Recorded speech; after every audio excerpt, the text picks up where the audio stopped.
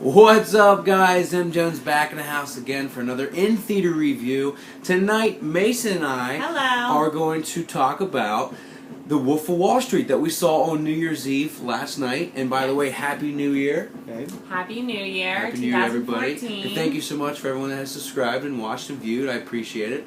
And also, Rocco wants to say hi. So anyway, last night... early evening, I'll say, not late last night, but we went and saw The Wolf of Wall Street. I have been excited for months to see this. Really long time. Yeah, I'm going to say probably half a year I've been pumped for this. I love anything Leo does. Babe, Leo? Yeah, Leo's, He's the man. He's stellar. What can he say? So we were so pumped to see this movie. Directed by Martin Scorsese. You know, he and Leo really have a nice, connection together, a good relationship, and everything they do always seems to be really good. So I had a lot of just excitement for this movie. I tried not to listen to too many people's opinions, just because I didn't want anyone to tell me anything. I just wanted to go into it thinking this movie's going to kick ass, and that goes to my next point. We need to talk about what this movie really was about. Mason. Okay, so it starts out with Leonardo DiCaprio. His name in the movie is Jordan Belfort. Belfort. A real guy. I guess it's a real guy. Yeah. He is a real guy. So he gets this job at, I guess it's like a stock trading firm. He's a stockbroker. And Matthew McConaughey is his boss. First boss, yeah. Yeah, his first boss. 1987 also. I'm sorry. 1987. 1987. So Matthew McConaughey sees something in Leonardo DiCaprio, takes him under his wing, kind of tells him the nitty-gritty about the job. You know what they don't tell you on the interview. Like, you can't care about the client's money, you gotta care about your own money. He kind of was like, you should probably do coke. A lot of coke. Yeah. And just kind of told him, like, how it really is in the business at that time. He asked him if he jerked off a lot, too. Oh, yeah, I forgot about that part. He's like, you need to do it at least twice a day. He's like, you go to the office bathroom. It's and fine. then after lunch. Yeah. And he was like, because otherwise you're going to implode. Yeah. So, because it's really high-stress environment, really crazy, whatever. You shake it out. So, Leo's like, okay, got it. Kind of like, he's like, I'm going to do it the way you say. So, he starts out really... good advice. Really successful, starts doing really well. However... the stock market crashes. It's that day in 1987. So they all lose their jobs. The firm shuts down, whatever. So he's goes back home. He's looking in the newspaper with his wife. And, he's like, well, I can't be a stockbroker because they're not hiring any. Well, they see this job in the newspaper. And he goes to apply. And it's for penny trading. Yeah. Penny stocks trading. Very small mini mall building, too. Like yeah. Suite number 10. Yeah, like, and it's so opposite of where he was before. Because everyone was wearing, nice suits, People high wearing rollers. old, button-down, gross brown shirts. Yeah, and it's kind of like, your 7th grade math teacher looking type guy. Yeah. So anyway. And real quick, and at that juncture, not to interrupt you, because I want you to continue. I want you to continue as soon as I stop. Spike Jonze had a cameo in that. He was like the guy that Jordan Belfort went to when it was in that little mini mall building. And Spike Jonze is very popular, and he does a lot of stuff with Jackass, and it was a great cameo. As you were.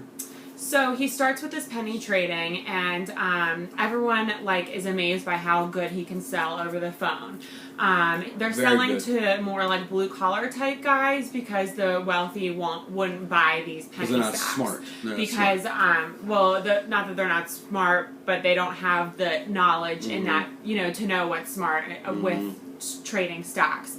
So, he's doing this for a while, making, tons of money, just really ripping off these, blue-collar guys, selling them a dream, whatever. He's making 50% profit. Yeah, 50% profit on all these stocks. So, if he gets 10,000 shares, he's got $5,000. It's like that. He's, eating breakfast one day in this diner, and this guy comes in, who's actually Jonah Hill. I forget his name in the movie. Donnie, yeah. He was awesome in this movie. Awesome. Donnie comes in, and he interrupts Jordan, and he's like...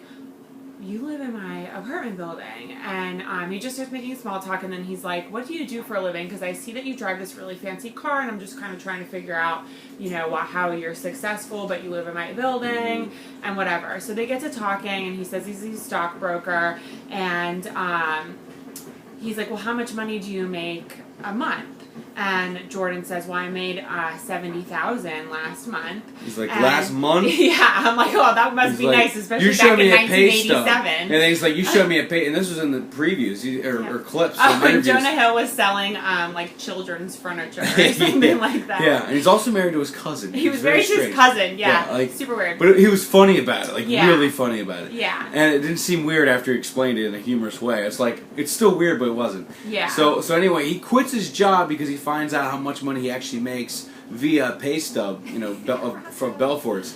So then after that, like everything just took off. They got They this opened their own business in a garage, right? Yeah. It was an old fire. It was an old auto Fire? body shop. Auto body shop. They made so it went from like 6 people to 600 people to like thousands of people working for Jordan Belfort because he just made so much money. Now, was it like pretty much stock fraud? It basically was. Yeah, so they were still doing the penny stocks at that time. Mhm. But then they realized, why don't we start like ripping off the rich with this, because we can make way more money than ripping off, the Right. plumbers, electricians, that type of thing. So they changed their name to Stratton Oakmont because they think that sounds. Yeah. I mean, that sounds like uppity, I guess. Or Oakmont Stratton, or was it Stratton Oakmont? It was Stratton Oakmont. Stratton yeah. Oakmont Incorporated. Yeah, and so he's like, okay, you're gonna lure these rich people in with selling them like normal, like high end stocks, and then you're gonna go to the penny stocks once they trust you, whatever. And they just start like making tons of money that way. So he's like a major high roller at this point, making tons of money. Bank.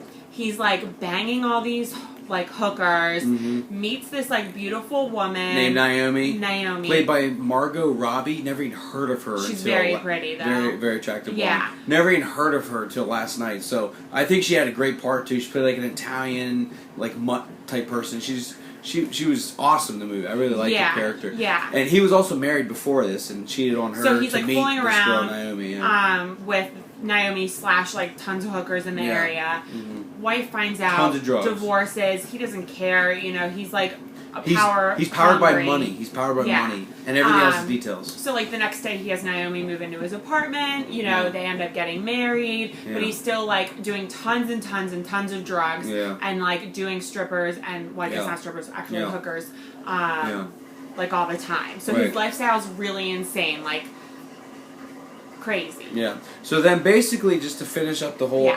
whole rest of the story, because you don't want to say too. We don't want to say too much more, That's true. because the movie is 3 hours long, and there's a lot more we could say, but it's probably too crucial to say for you, to ruin the movie. Spoilers. So the next part we'll say is that Leo basically, or Jordan Belfort, basically gets caught up with Kyle Chandler, who was in Friday Night Lights and all that, and a great actor, and he's actually an FBI agent, and he's pretty much on to him with like all this stuff, tapping his house, tapping his office, just trying to catch him somehow because he knows it's all bullshit, which it really is. So all this crazy stuff just unfolds. Leo DiCaprio has like a huge yacht and has a helicopter on top of the yacht, and all this stuff happens. They go, so they start thinking, well, if I get caught with the police of all this money and all this cash, I got to do offshore banking or do international banking. So he sends most of his money to Switzerland with this private banker, and he does it by relatives and stuff that wear all the cash on their bodies, and it's just crazy how he gets away with stuff, and it's crazy what happens to him. We don't want to ruin that for you because we want you to see it. It was 3 hours long, but it went pretty fast. You think it went fast? Yeah, I didn't really notice that it was 3 hours. Yeah. I mean, I usually get tired. I usually get tired during movies, even if it's good or not. I wasn't tired. I was like, this it was movie's just awesome. really intense, especially since he was like doing drugs all the time. Huh? I mean, like, and I'm just looking. I'm like, I have seen so much coke in my life. Just in this movie, it's like, my it God. was very intense. It's like, how much more coke could I see in one movie? It felt like it was the sequel to Blow. Like I just felt like, the movie Blow. Yeah, It was that's just one so of my much coke. It was just like ridiculous. And the amount of strippers and everything. It's just like I've never seen so much in one movie. They like hire hookers all the time, even to like go into their office and like do everybody at the end of a workday. Yeah, I don't even know. Like the MPAA rating. How did they not give it? I guess this guy's a real person, but I just don't see how he could have gotten away with that. Yeah, all that. Like that's just. And I kept crazy. thinking, how is this movie not NC-17? It was like intense. Yeah, it very was a graphic. lot of but it was real. It was body realistic. parts. Yeah. But anyway, my favorite character in this whole movie, it was Leonardo DiCaprio. He was so good. I really liked the girl Margot Robbie that played Naomi. Yeah. I mean, she's unknown. She's gonna be known. She was really good. She was good. And I absolutely loved Jonah Hill. Jonah Hill's role was hilarious. Yeah, he had like real big teeth, real bright veneers, and he talked like this. He looked like He's- such a. Yeah, he's like, you have the weight of power to get me to move my jaw. Like he just talked like so like New York like, and obviously, but and Matthew McConaughey's role was really short too. It was very short. Yeah, I thought it was gonna be longer. Yeah, than that, he had but- maybe 5-10 minutes on the screen. Yeah. But anyway, I thought the movie was a solid. You know, if we're going to do stars, I'm going to say 4.5 out of 5. And I'll say why, and then I'll let her tell you what she thought. But the reason I thought it was 4.5 out of 5, it would have been a perfect 5, but there was a few scenes I think they could have just omitted. You know, there's just some stuff I didn't like. There's some stuff with his daughter. You know, Leonardo DiCaprio had a daughter in the movie, and just some certain things because of drugs that he did that put his daughter's life in harm. I just didn't like seeing that, and I really wish they didn't show that in the movie. I didn't like it. I didn't find it completely necessary. Because I already knew the guy was a crack anyway, so I didn't need to see how bad of a guy he might actually was. So I didn't like that. So I only take it away from that. But it was 4.5 out of 5 for me. What did you say, babe? I mean, I said 4 basically for the same reasons. I think some of the scenes could have been maybe a little shortened. Yeah. I think some of the parts could be Especially taken out. Yeah. Maybe not as many hookers. Yeah. There was a I'm sure scene. you liked that, but yeah. There was a few scenes. There was a few scenes that were when they were under drugs, and the one where they're doing some Quaaludes, and which is a sedative, and the scene just took forever. It was like a 14-minute scene for like one like thing where they're under drugs of Quaaludes. It just got annoying. It's like, okay, Yeah. like, all right, you're high, we get it. But anyway, it was a great movie. Definitely Oscar nominated for Best Actor, Best maybe Best Actress, Best Supporting Actor Jonah Hill, Best Director, Best Film. It was awesome. I really liked it. Best. You could probably say best. I guess costume, because it was back in the 80s, so I had to dress appropriately. Excuse me. So anyway, I give it a 4.5 out of 5, and Mason gives it a 4. And I will have a Blu-ray update coming to you very, very soon. So check back in a few days. But thank you again for watching, also and subscribing. So until then, you take it easy, and bye.